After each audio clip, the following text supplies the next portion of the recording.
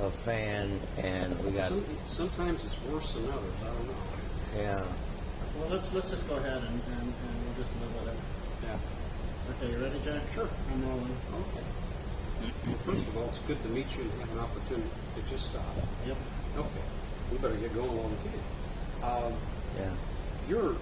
Your roots are down in southern Illinois, in the Mount Vernon-Cessar area, and I want to start back in those days, Doctor. How did you, very early in life, start to get an appreciation for the natural world? It was very easy because we moved from various mining town to mining town in southern Illinois.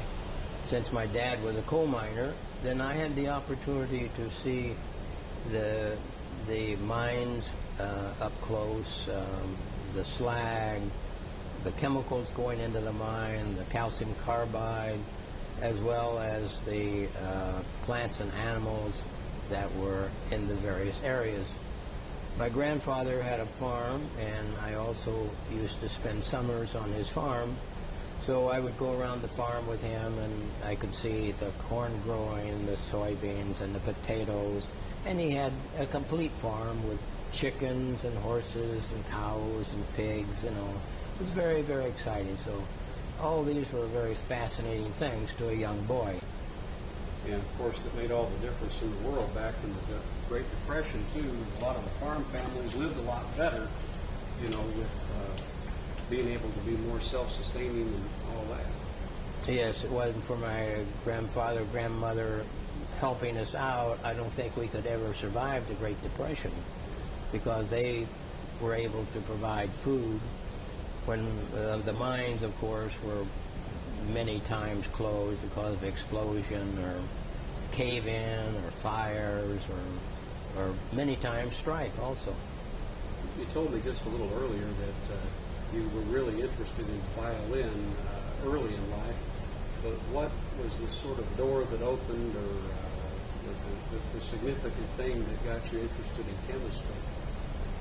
Basically, it was a high school chemistry or science class, and the teacher, Mr. E.L. Brock in the Mount Vernon Township High School, apparently found that I was quite interested in the chemistry, so he allowed me to be the chemistry assistant, starting practically every year I was in high school.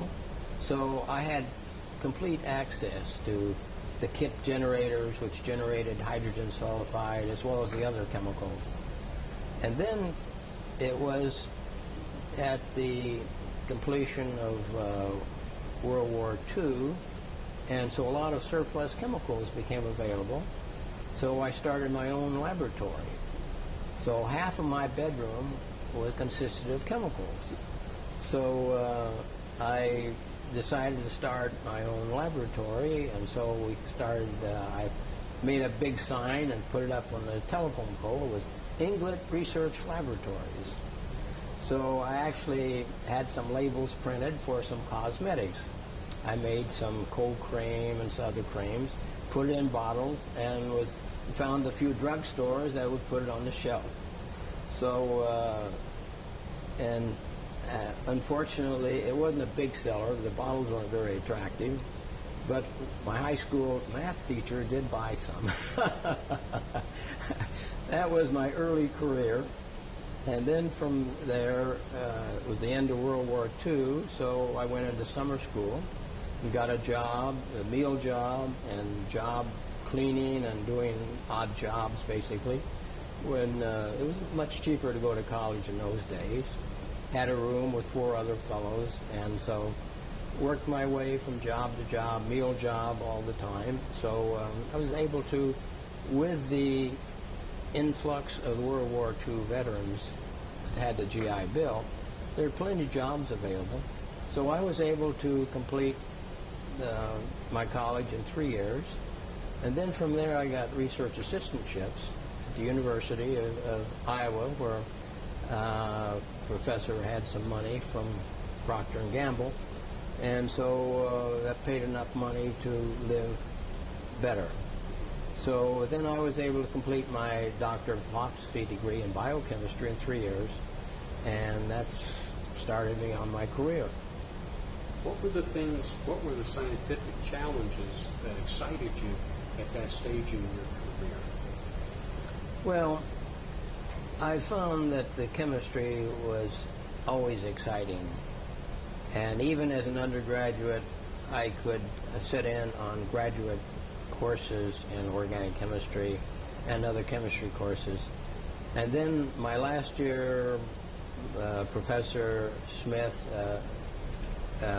gave me a fellowship from his chemical company, and I did actual research for a senior thesis, which resulted in a publication, a scientific publication, an absolute finding of a new chemical nitrogen heterocyclic ring system, which for a young kid about 19 years old was very, very exciting to be in the world of absolute new chemical structures and identity. So this really was an exciting time. How did you make the transition to working in food products and sweeteners and the like? And where did that take place? Did that take place here at NCAR originally, or where did that take place? No. My early career started as a public health service officer because this was necessary. I was assigned as an officer because it was the time of the Korean War. So it started out, I was actually in cancer research at the National Institutes of Health. And then I married my wife when I finished after my PhD. I had $200 and I bought myself a four-door Chrysler, 1941, with food drive, and so that enabled me to meet this young lady at a wedding of one of my friends. So we married in 1952, and then she came with me when I was appointed an officer in the Public Health Service. And then from there, we had a son, and we decided that we needed a little more money. So I entered the world of the industrial world in Chicago, Illinois. There are various industrial companies there. I moved up fairly rapidly in the corporate world, particularly at International Minerals and Chemical Corporation, where I became middle manager of research. And in this job, I had to set up an international natural product screening program, which took me in the darkest parts of Africa and Asia and getting these natural products for screening. And actually, we were looking for many activities, of which sweeteners were one of them. Because at that time, cyclamate and saccharin were on the blacklist, basically, and so we were looking for a replacement, an intense sweetener that would replace them. So about this time, other sweeteners came into the marketplace, particularly aspartame, which was an excellent sweetener, and therefore the industrial world of my research was no longer actually needed. So that's when I made the transition down to the Peoria laboratory.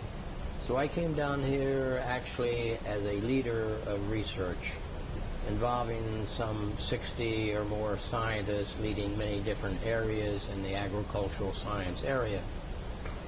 What is NCAR's role here in the Department of Agriculture?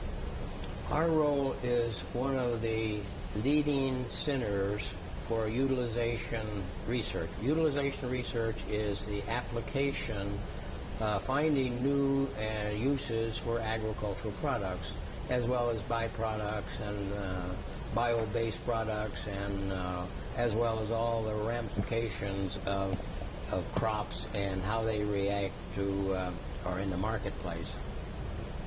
And in particular, what was your thrust here? Where did you first start to work on products from, let's say, oats and soybeans, corn and the like, to try to make for better nutritional products for people? Basically, this started in the mid-'80s when I took a small group and was conducting research on basic aspects of enzymes and their reaction on various starches. This was based on the fact that the biotechnology at that time had gone very far beyond the chemistry. So I was trying to bring the chemistry up to the biotechnology edge with respect to heat-stable enzymes that degrade starches. So in this process, I found some nice white powders when I worked on oats. And about this time, my wife had suffered a near-fatal heart attack. So the doctor suggested she lose weight. So in the process of taking care of my wife and the home situation, I looked at my research and said, you know, these things might be useful for reducing calories and making better health. So this first product was called oat trim. Oat trim because it was a fat replacer. We could put it in food products and replace some of the fat. Therefore, the food would have fewer calories in it. And basically by applying the concept of fewer calories, cutting out the fat, my wife and I both lost a considerable amount of weight. She cut her weight actually in half. I lost 50 pounds down to my college weight. And so that was in 1988. And so today we still maintain these weight levels based on the fact that fewer calories, and of course the heaviest calories in the diet are those coming from fat. So by cutting the fat, we can reduce the calories. So that was the beginning of what we call the trim technologies. Trim is to trim the fat and basically the excess body weight to a more healthy level. How has, let me ask this, you went from oat trim to soy trim and beyond. How did you work that out through the other different plant species? Well, we used all of the plant species, and wherever it was, we found in the oats and the barley a high level of what we call soluble fiber. Soluble fiber has the name of beta-glucan from those particular varieties, from those particular grains. And so it's known in the literature, the nutritional literature and so forth, that if you eat a certain level of beta-glucan in your diet, or the soluble fiber, the FDA will allow a health claim. That is, it will reduce heart disease in a diet of low fat and low salt. So that became a very important item. Since oat trim was an enzyme converted product, in the beginning it was not allowed a health claim. So that's when I invented Nutrim, which was a product that did have a health claim, and it had double the level of beta-glucan, which makes it a more nutritious item, as well as cutting calories. And in the research, we could also include soy trim, rice trim in that particular patent or technology. Then from that technology, we found that there's a considerable waste of oat hulls, soy hulls, and corn hulls. So we started some research to find something useful from those byproducts or waste products from the farm. So that's when we came up with a Z trim. Z in that particular case meant 0 calories. So we had a fiber gel that could replace carbohydrates and fats, and because it had very high viscosity and it could be used. So that one followed as one of the trim technologies. And more recently now, we have one called calorie trim. This is where we've built the soluble fiber component, what we call beta-glucan, up to 30, even 50% level, which means that we can now make a very nutritious food item with much lower calories and a much more healthy food than we ever could before. So now we can use this particular C trim, I call it, or a calorie trim, into food products that ordinarily would not even be associated with the soluble fiber beta-glucan. So we can have it in trail mix, we can have it in chocolates, we can have it in yogurt, many different products and smoothies that you would never even expect to have a healthy component.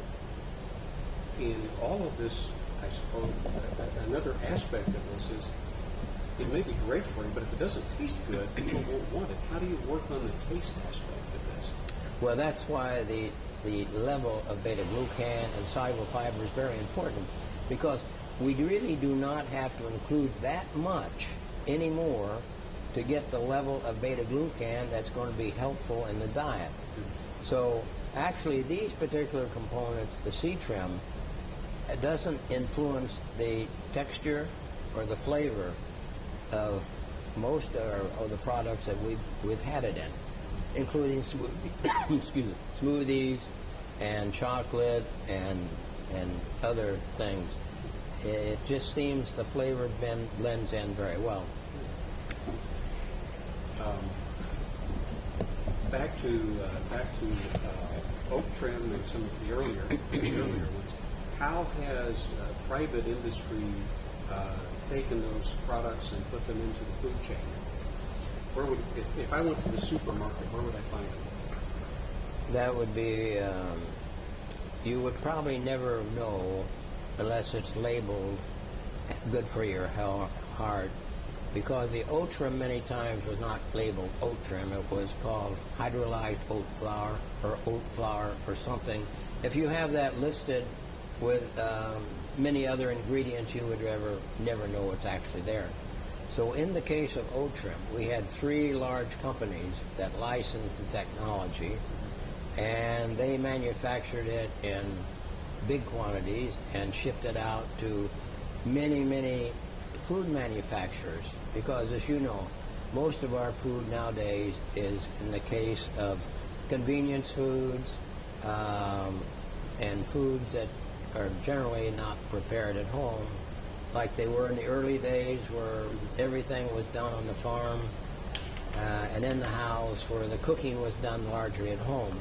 So you don't find it in the grocery store along with the oil, the sugar, and the salt and so forth. It's the manufacturing companies that incorporate it into the different food products.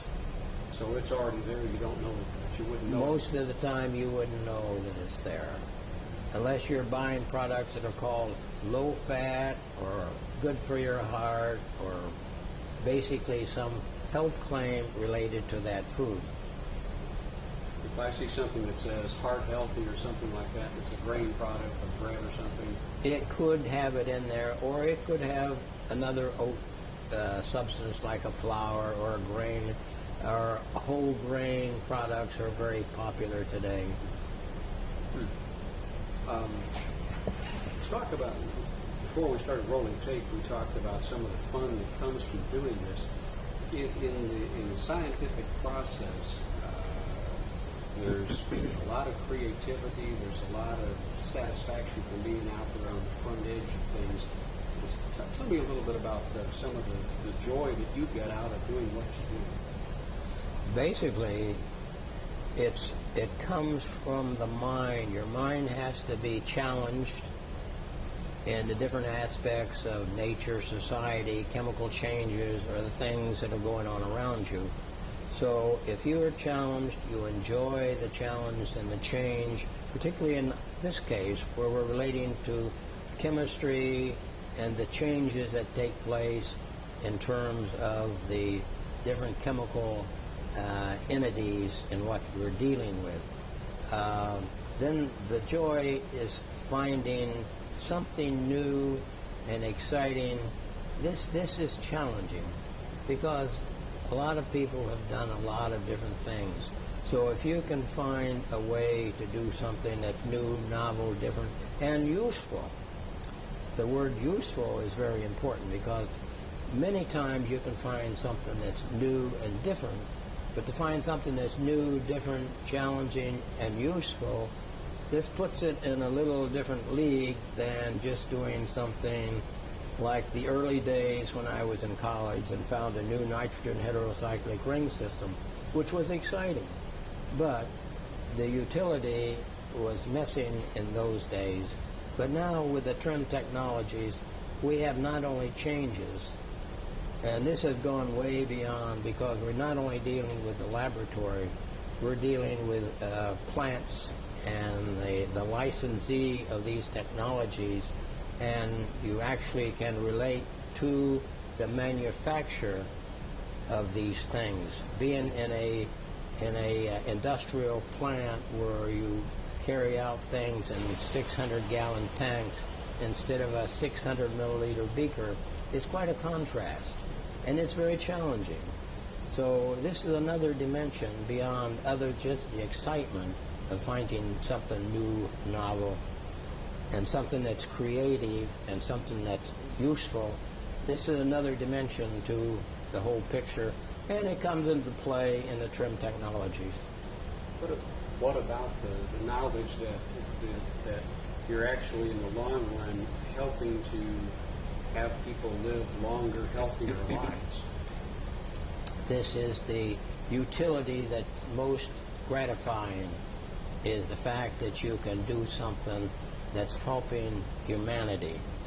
And particularly as we all grow older, you generally don't conceive of health problems or anything else, which is one of the problems we face, is the fact that people, even when they're younger, should have a better understanding of their health and what they eat, how much they eat, which generally is not taught in school.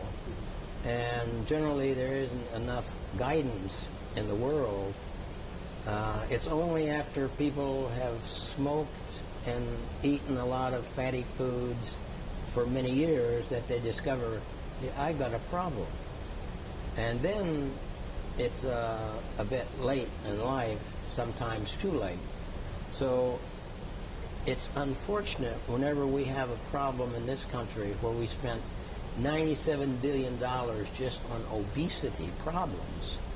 You couple that with all the heart problems and so forth and so on. Something needs to be done. More education, nutritional education.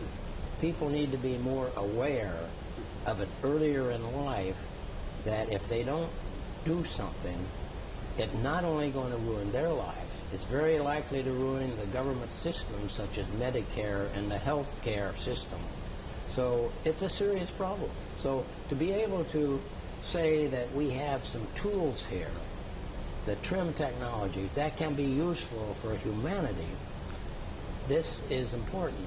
And this is what I mean by doing something beyond the creativity, something beyond the excitement, something that's going to go out there into the world and be useful and applied. And fortunately, all of these technologies we're talking about are licensed to industrial companies, very excellent companies that have foresight and realize that this is a growing market. Much of this market is growing at 10, 20 or more % per year. So, but there needs to be a better understanding by in the marketplace of this type of food, and this type of food is available. How does it feel to have been really one of the people on the cutting edge of all of that? Well, basically, there is great satisfaction in being able to do something useful, but also it isn't the sort of thing you can predict. It's the sort of thing that comes together, and it results from many years of trial and error, success and failure, disappointments and success. So you can't really predict. When I get up in the morning and say, I'm going to invent something today, that is illogical. If I'm going to get up today and go to work and do some exciting experiments, this is realistic. So The realistic point is that I'm very fortunate to be able to come many forks in the road, take the right fork in the road to go to the right place.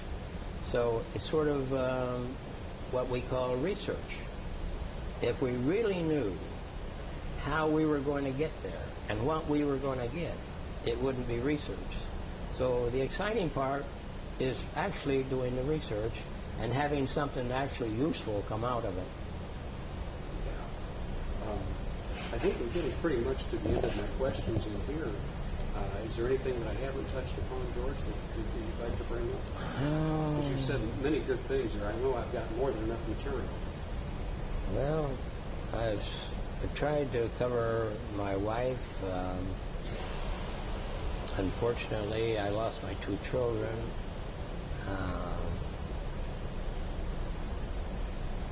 Well, as I say, you've got something here that in the long run, as the companies put it more back out into the marketplace, over the long haul, we'll all be the better for it. And it's got to feel pretty darn good. Yeah. Well, you're in position to be able to bring this to the frontier of people. PBS should be a nice spot for intellectual people that are capable of learning things, So hopefully you'll get to an audience where we can make some change. Well, this will be offered to all the PBS stations in the state, and most of them will run it. WTVP here in town will run it, especially since they have a local connection on it. Well, WTTW probably in Chicago will run it. Oh, they will. Yeah. I work pretty closely with